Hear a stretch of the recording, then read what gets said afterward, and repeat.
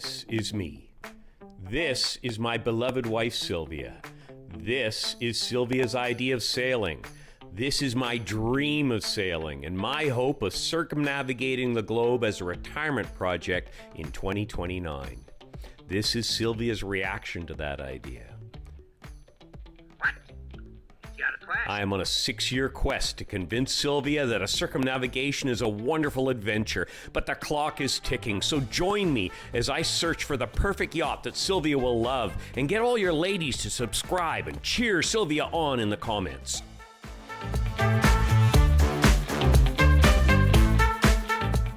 Welcome back to Naval Gazing at Camp David. This week we are enjoying a Future Yacht episode and having a sneak peek of one of the most exciting vessels in the last 5 years, the Rapido 53XS trimaran.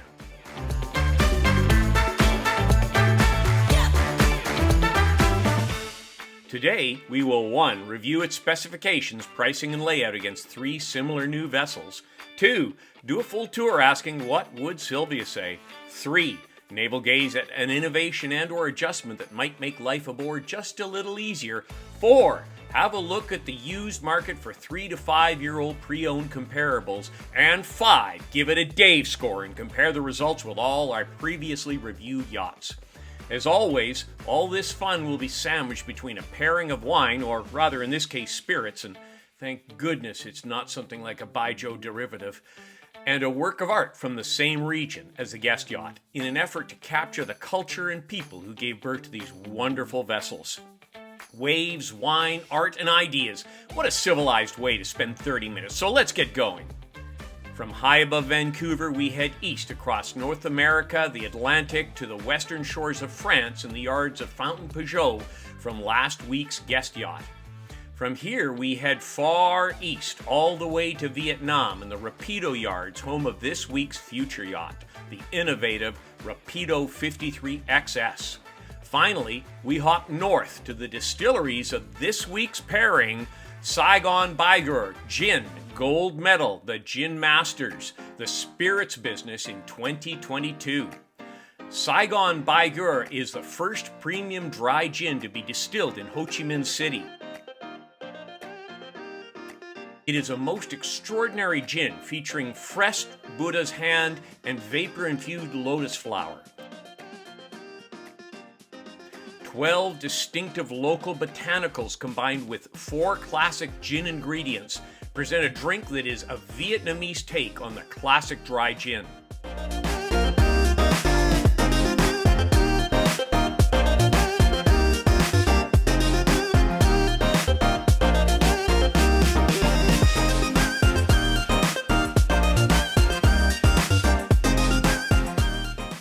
The unique combination of locally sourced botanicals gives SAIGON BAIGUR a fresh and vibrant taste inspired by the city it is distilled in. An adventurous and exciting gin.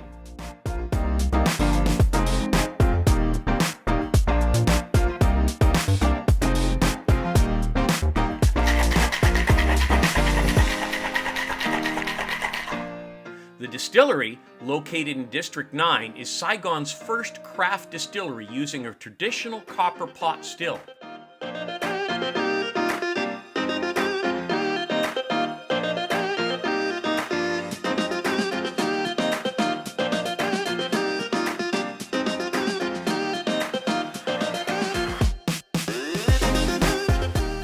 This still is imported from Europe, and every batch is hand distilled by the master distiller, only using the finest ingredients. Oh my, now that is different. I think you're going to enjoy this. I'll see you downstairs for the boat. Cheers.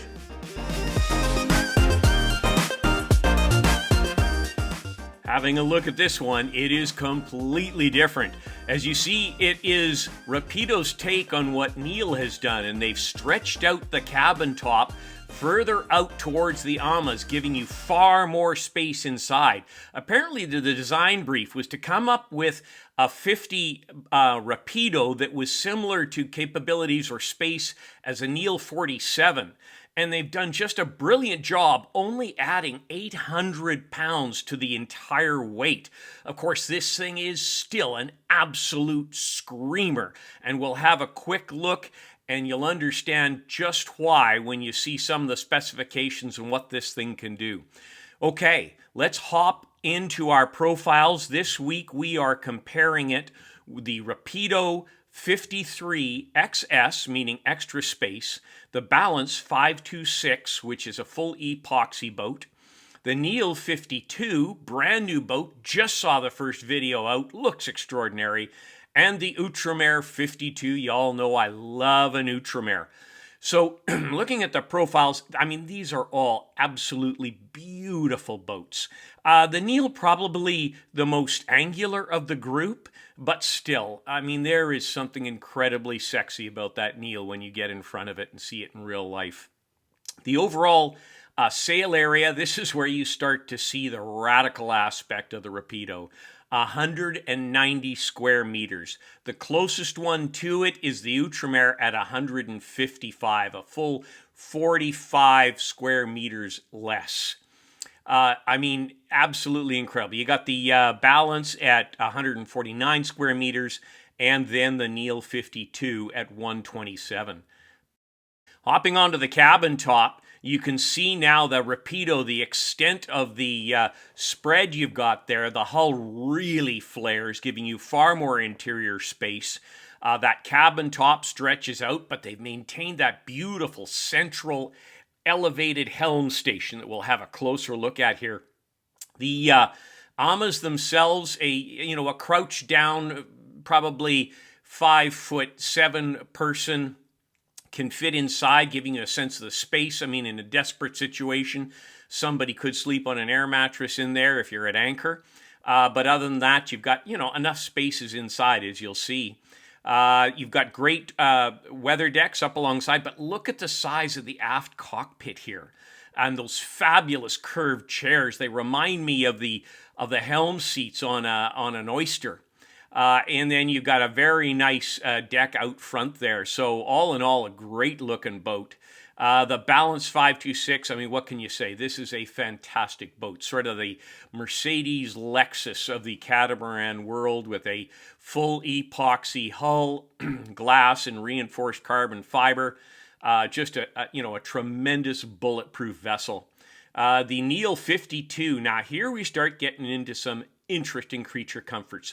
So you can see you've got that raised helm. What they've done now is, instead of having the winches at a separate area around front of the helm, they're actually right off to the left side or the port side of the helm, so that you hardly even have to move an inch to grab your winches and deal with this completely single-handed. You've also retained that beautiful sky lounge. You've got a fabulous sun pad. And I just read today, as I was going through the price list, they actually have a cocktail table and a lounge seating system for the port side net up front. So, I mean, this Neil 52, I think they've knocked it out of the park here. Now, the price on this has just been updated. It's actually $1,010,000. $1,010,000 for the, what do they call it? The Sky Deck, I think. It's the one with the master cabin on the main deck, as opposed to a sprawling football field-sized saloon. The Outremer 52, beautiful vessel. Again, you got the raised helm similar to the Balance 526, the Versa helm. And, just a beautiful layout there. They've also got forward cushions that are factory made that set in there just aft of the nets. So you got a nice little faux lounge thing happening there. But again, nothing special on the top. The only one that has something special like that is the Neil, with your beautiful sky lounge, your rooftop sun pad, and that now your forward faux cockpit they've developed. So absolutely fantastic. Let's head into the accommodation. This is where it gets really interesting on the Rapido 53XS. You can see here now, look first at the aft cockpit there. It is so much bigger than the Rapido 50 or the Rapido 60. Just ginormous. You've got a nice L lounge and then a standard settee on the starboard side. Tons of space. You have that single raised central helm with a forward-facing windscreen. I mean, it really is something special. Heading into the accommodation, then you've got a very nice a galley area, very nice eating area, settee and table, and a forward-facing nav station. And then forward, you've got the standard, quite nice bunk in the central hull. Not a bunk, it's a double or queen size bed there with lots of space and its own dedicated ensuite. And in the aft, again, you have a very nice double or queen there with its own dedicated ensuite. So you got 1, 2, 3 doubles, and then you've got a day bed on the port side there. You can just see it, port of the kitchenette settee there. The Balance 526, what can you say? A beautiful layout. The Versa helm, really neat. They still preserved a sun pad there behind it. They've got a dedicated cockpit, very nice. The interior, super. I love the athwartship berth, that master hull. Just, outstanding layout. The Neil 52, again, huge space, just huge. So the aft cockpit, you've got the L-shaped settee to the port side. On the starboard side, you either have a sun pad there or you have a full-blown kitchen, including barbecue, that goes right there. Moving inside, you've got the cockaloon scenario where the doors open completely, joining the cockpit settee with the saloon settee into a giant communal eating area. Moving the galley over in front of the master cabin is genius. You really don't lose much sense of space. The galley is still extravagant, although not the aircraft carrier space that the other one was. However, there's also a beautiful window that allows you to look from the master cabin out through the galley and have like 270-degree views, because they've also added a window in the master cabin out the aft. Moving the nav station to the port side and forward with a beautiful, this drawing shows a single seat. It's not. It's a bench seat, almost a couch area, creating a very comfortable space. Underneath that, you can have a wine fridge. But when you walk into the saloon, as you can imagine, you look all the way forward in this massive sense of space because it's all open. It just looks fantastic. Over to the Outremer 52. Again, a chip off the old block of the 55.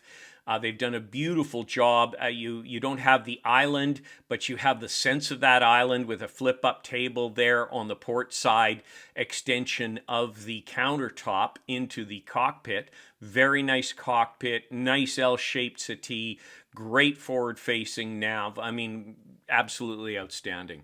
Okay, as we head now down into the accommodations, we've already touched on the Rapido accommodations because they're basically sort of on the same level here. You've got the aft double with ensuite, the forward double with ensuite, the queen size master with sort of one, it's one side access because it's butted up against the starboard side wall and the forward wall and the aft wall. So it's a single side access to that bunk, but still extremely nice.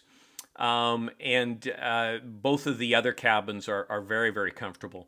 The Balance 526, again, we talked about their wonderful athwartship berth, master hull. It's outstanding. And you've got the passenger side accommodation with 2 cabins. And then, of course, the thing I love about the Balance is in the master cabin, you have doorway access into the forepeak. So all of Sylvia's ballroom gowns for those Monaco casino nights can go there. Neil 52, holy macaroni. You've got to see the tour video of this. I can hardly wait to get on and show you. But on the center hull, you have this interesting 2-door access to that central hull VIP suite. Now, that mattress is wall to wall. You do have a door access into a wet head. Then there's another door out of that wet head into the forward cabin, which can be bunks or a double. So lots of space in and around there. And I bet if you were in sort of a rough anchorage, having yourself right down in the center of the boat, low down in that central hull, and you still have windows either side, would be the loveliest place on earth. Then on the starboard side hull, of course, you have this brilliant extension of the master cabin on the upper deck, similar to what they did in the Leans. So you have this extraordinary dressing room area with masses and masses of storage cupboards. You have beautiful additional makeup table desk in addition to the nav station you have up on the main deck. Then you go into a very reasonable head, single sink. It's a dry head, dedicated shower. And then you go through another door into a dedicated laundry room, and it is just gorgeous. Now, you hop up and go across the saloon to the other side, and you have a very nice guest berth there, facing aft, as we see in this diagram, and a very nice head for this. And you can either have the berth, as shows in the forepeak, or you can have that completely open, so it can be a storage room, it can be a tool room, a work room, it can be anything. And just the sense of space and light in the new vessel is absolutely extraordinary. As we go over onto the Outremer, again, very standard Outremer fare. You've got the aft master cabin. It's wall to wall. Not my fave, because I got to crawl out and disturb my partner. And then forward into a very nice ensuite. You've obviously got a makeup table and things of that nature there. I'm not a fan of sort of the open shelving that Outremer seems to use a lot in the accommodation hulls. I hate the look of clutter. I'd like a door, a hatch on every single opening, including those funky little strapped sort of saddlebag things they've got on the wall there. I just detest the look of clutter, so that would drive me utterly insane. I'd have to aftermarket install some kind of covers on those. Over into the guest accommodation, of course, same aft cabin, wall to wall. You do have the central head, and then forward you've got that MySpace area, which can be turned into just about anything. Office, dressing room, extra storage, laundry room, you name it. Very, very cool. Looking at the dimensions here, of course, the Rapido is at 16.1 long by 10.36 wide, just ginormous. Then you've got the Balance at 16 by 826. Then it's the Neil at 15.85 by 8.8, which is a little surprising because everybody's thinking a trimaran is so ginormously wide. And then you got the Outremer at 15.7 by 7.85. Now, one thing everybody seems to get all uptight about is the haul-out facilities for trimarans. But when you think about it, there are catamarans with a bigger beam than any of these, and they get haul-outs all over the world. So I talked to Carry On Sailing, and he's had a Neil 51 and taken it all over the world, and he said it's just not an issue.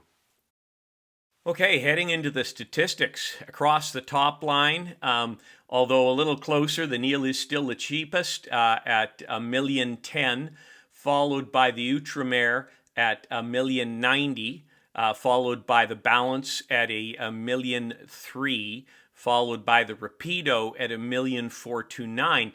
The Rapido, given how exotic it is, isn't desperately more expensive. As we go down now, the length overall, of course, it's the Rapido at 53 feet. The beam, it's the length at the waterline, actually, is the Neil at 52 feet. The beam is the Rapido again at 34. The draft is the Rapido again at 0.67 meters or 2.2 feet. The air draft is the Rapido again at 87 feet. The displacement is the Rapido again at an astonishing 9.35 metric tons. The closest one to it is the Outremer at 11.3, then the Neil at 11.4, and the Balance at 12.5. Main sail upwind sail area is the Rapido again at 190 square meters. Engines, the winner here is the Balance at 2 times 57. The fuel tanks is the Balance at 1,000 liters, followed by the Neil at 700, followed by the Outremer at 333 and the Rapido at 300.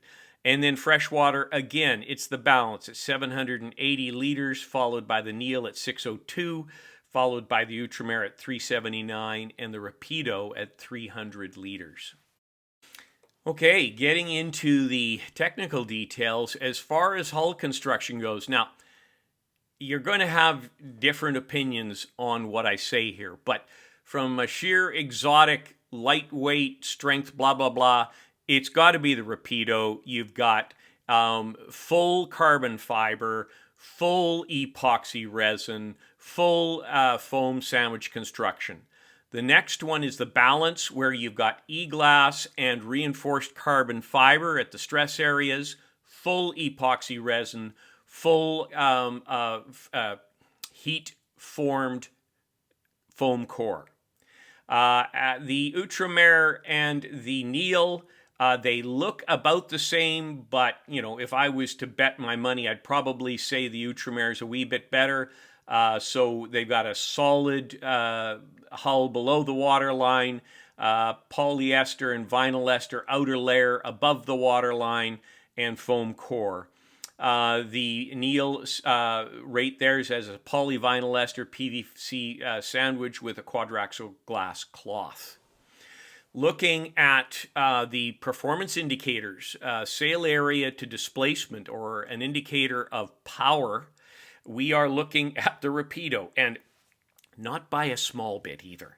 You're looking at a sail area to displacement ratio of 43.65. The next closest is the Outremer at 31.23. After that, it's the Balance at 29.81 and the Neil at 25.46. Displacement to hull length at the waterline.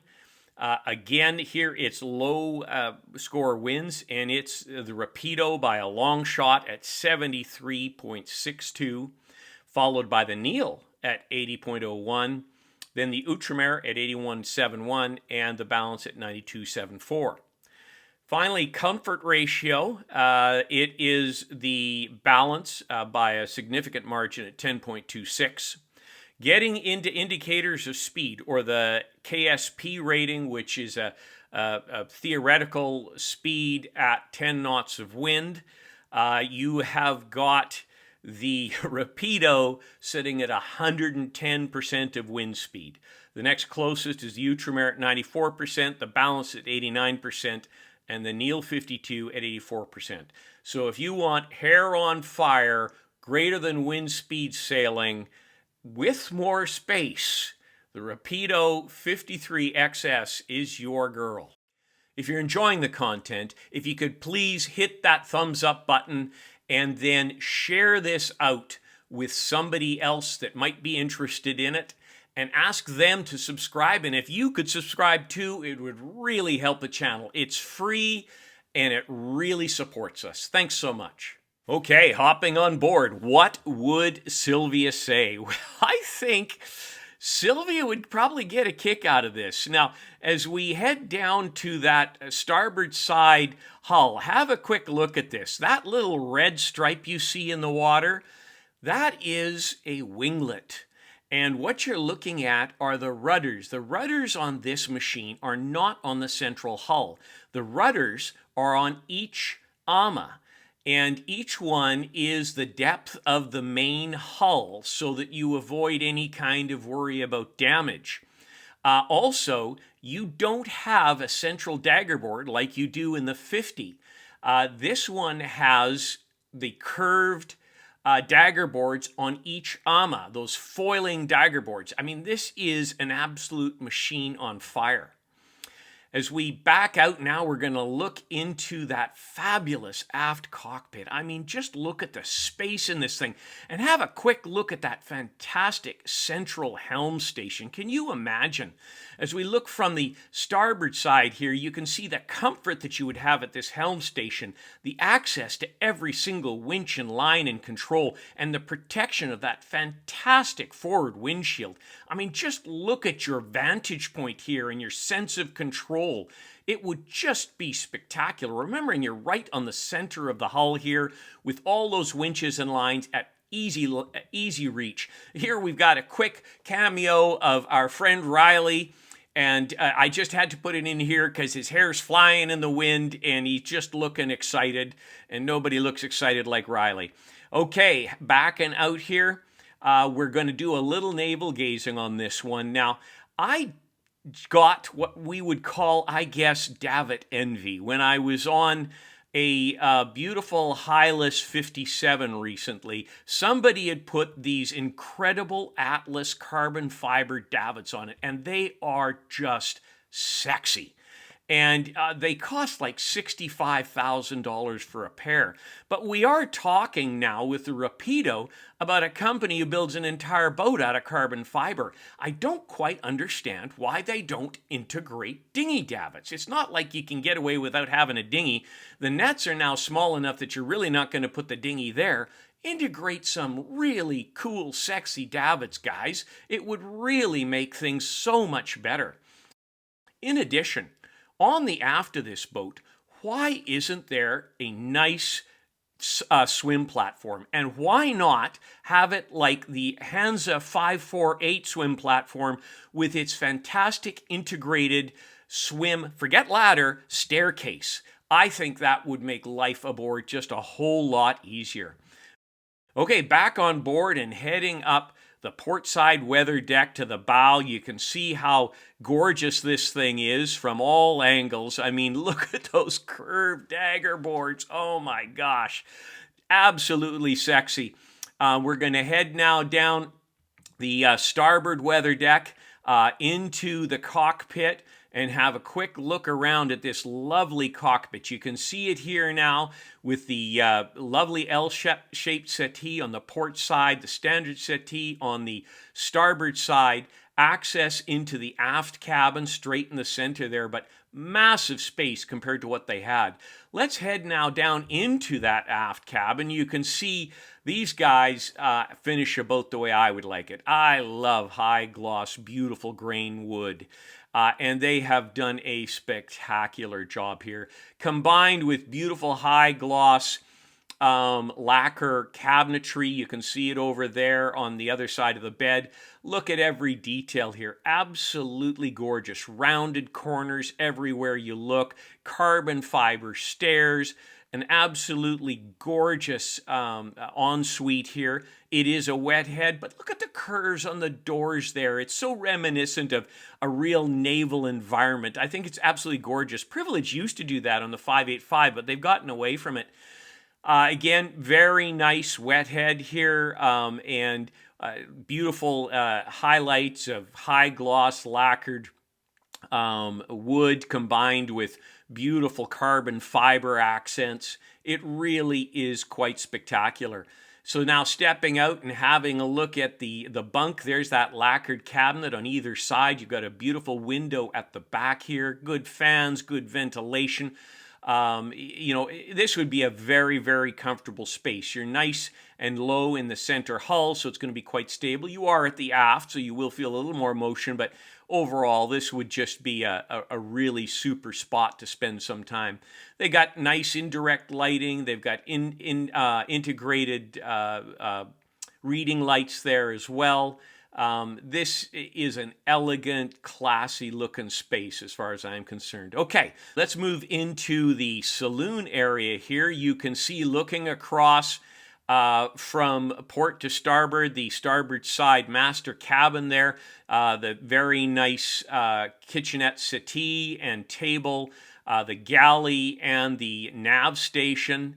We'll zoom into that beautiful master cabin there, and then over here you can see behind the eating area there was actually a day bed, and looking now aft from the port side, and then backing out again from the port side, the starboard side here, looking at that nav station there, the full wraparound galley, very nice eating area, and your master suite. So now let's go forward then into the forward cabin here. And again, beautifully finished with a high gloss wood. Now, having said that, that's not their only finish. These, as you can see from Riley and Elena's vessel, can be finished in whatever way you want.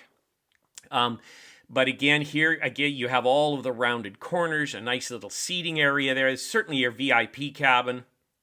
That'd be a double or a queen's, probably a double-sized bed, your reading lights, integrated indirect lighting, beautiful combination of high-gloss lacquer on some of the cabinetry on the side, all of your hatches opening, really, really comfortable space.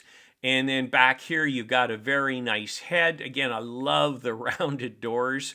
You've got the carbon fiber accents, and this is a wet head, but you really can't complain. It is an extremely comfortable space. Nice area there for me to sit down and put on my my deck shoes, and then head out and up into the saloon. Now, here's another shot of a different kind of finish, just to give you a sense of it. So back in the cabin, that gave you a quick comparative of some of the differences you can have. And if you really want to see the radical differences you can have, go to Sailing Le Vagabond and have a look at Riley's boat there. Again, another quick look around the head here, a wet head with everything that you'd want, good ventilation, good cross ventilation there, and a very comfortable space. So let us head back forward and up into the main saloon.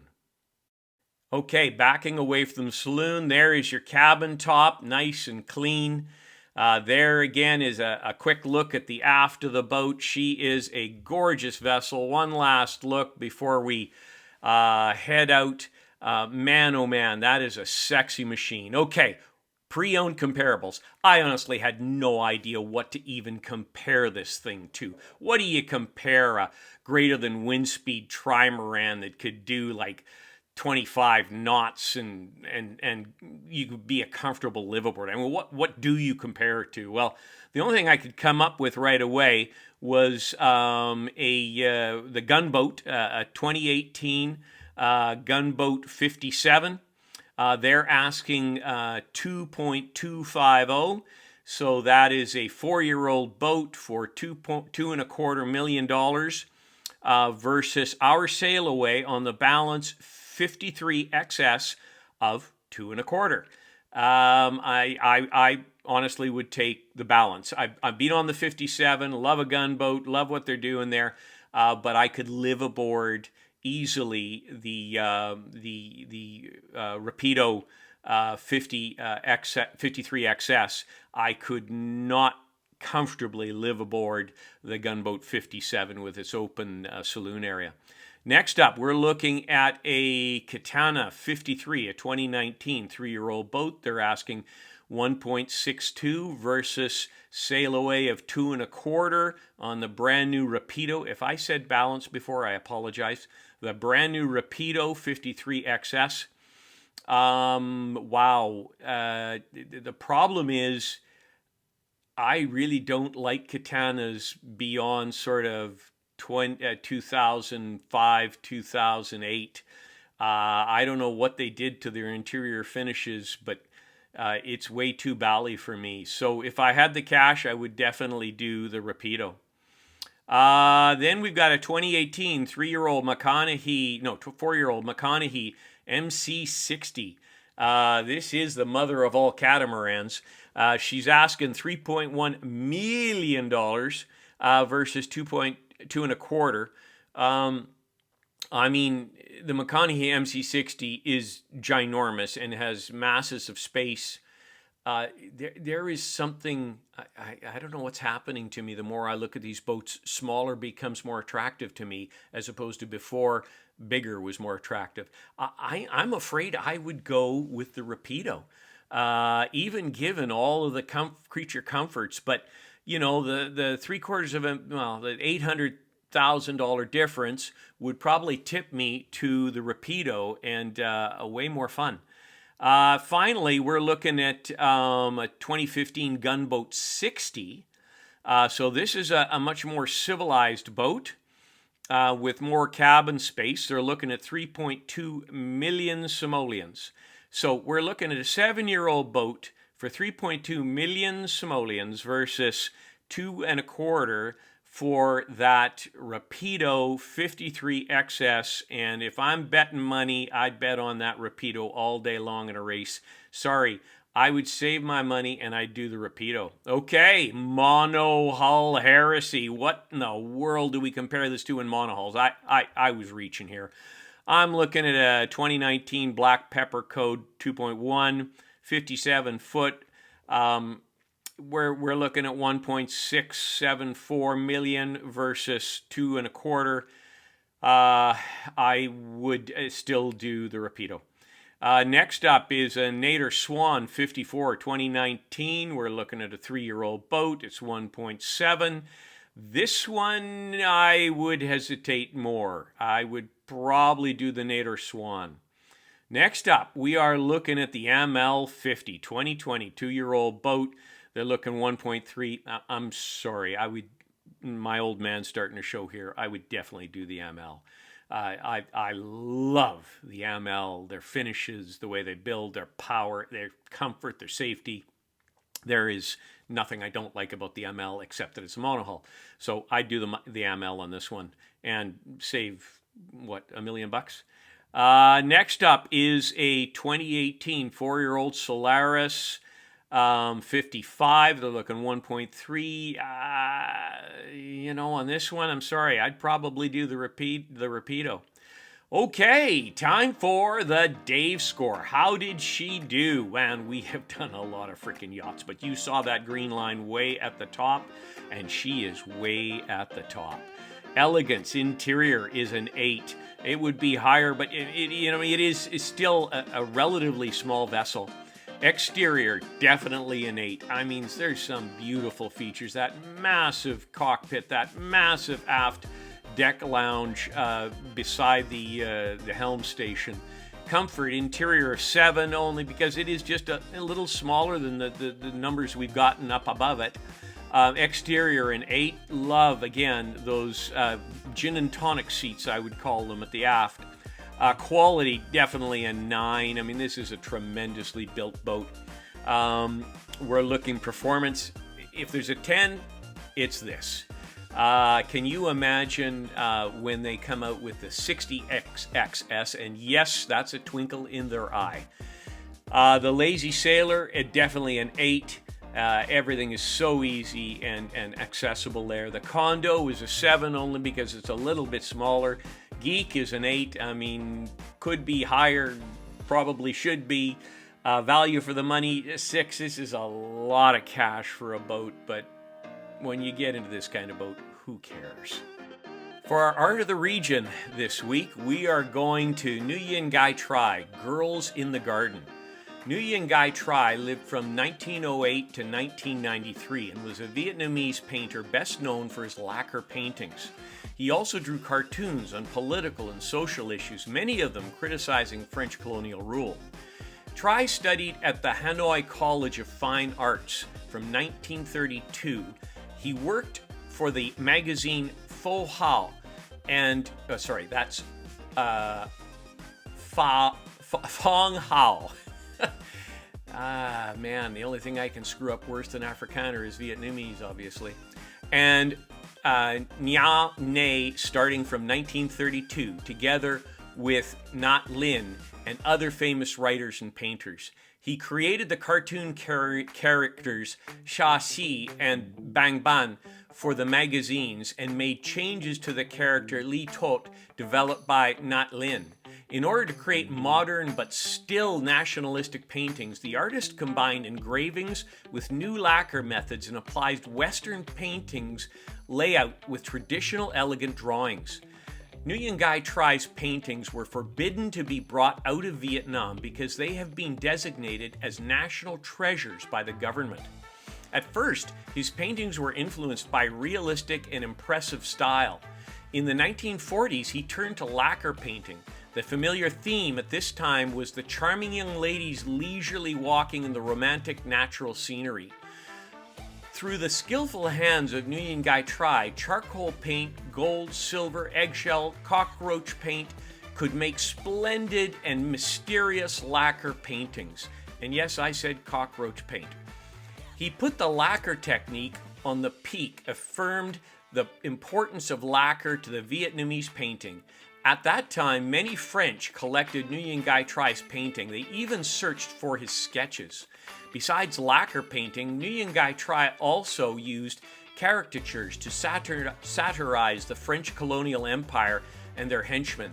This message was sharply conveyed through his traditional wood carvings. In 1960 to 1970, Nguyen Gai Tri changed to abstract style. At the end of his life, he returned to the dreamy world of the maiden. Well, that's our Waves, Wine, Art, and Ideas for one more week. I absolutely love this boat. I am hoping that the guys come out with the 60XS. They had actually indicated that on a previous brochure in Miami. I see they pulled back from it. But somebody out there with deep pockets, would you put an order in? Because I'm dying to see that puppy built. Thanks so much. Have a great week, and we'll talk to you next week. Cheers.